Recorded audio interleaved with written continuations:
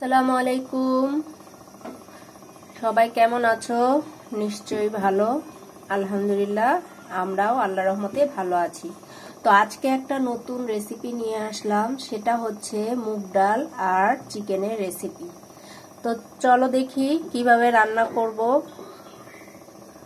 তো প্রথমে দেখো, একটা কড়াই নিয়ে নিছি, এর মধ্যে কিছু তেলও দিয়ে দিয়েছি। এখন চিকেন এর মধ্যে হালকা ভেজে নেব।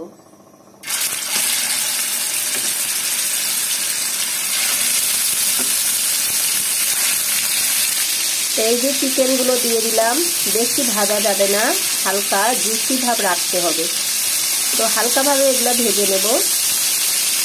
তো দেখো, এগুলো হালকাভাবে ভেজে নিয়েছি, এখন এগুলো উঠাই দেব।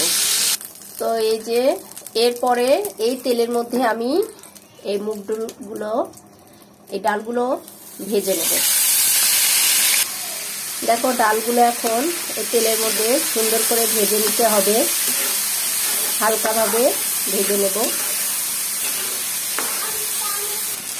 দেখো, মুগ ডালগুলো সুন্দরভাবে ভেজে নিয়েছি, তো এগুলো এখন নামিয়ে নেব। দেখো, এই যে একটা পাত্র নিয়ে নিচ্ছি, আমার প্রথম স্টেপ শেষ, এবার দ্বিতীয় স্টেপ।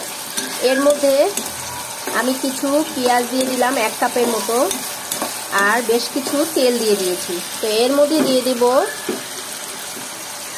একটা তেজপাতা আর দারচিনি। এরপরে দিয়ে দিব এলাচ।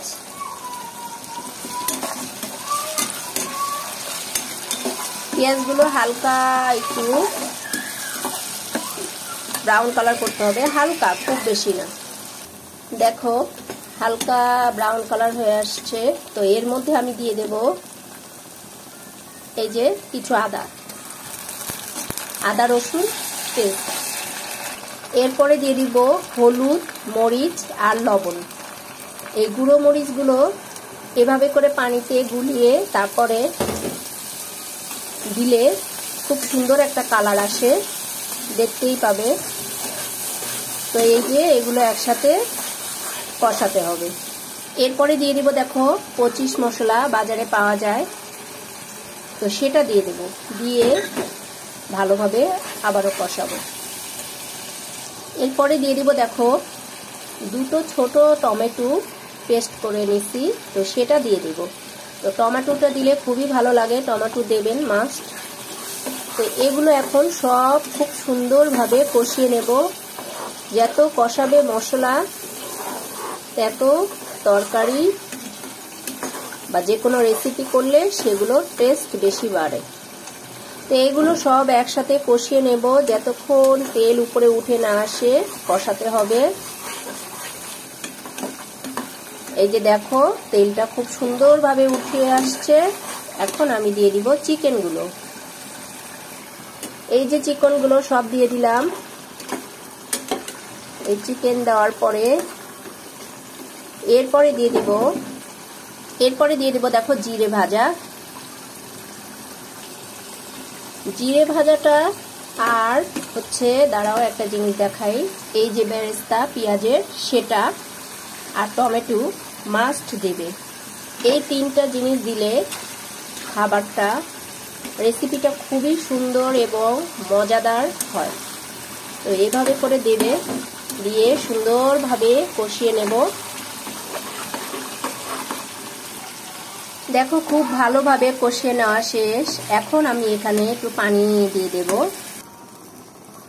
এই যে পানি দিয়ে দিলাম। এরপরে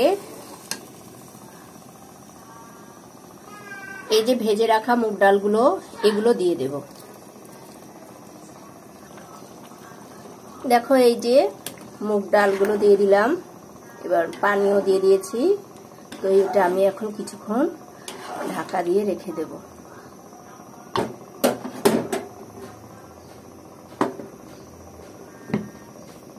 তো কিছুক্ষণ ঢাকা দিয়ে থাক।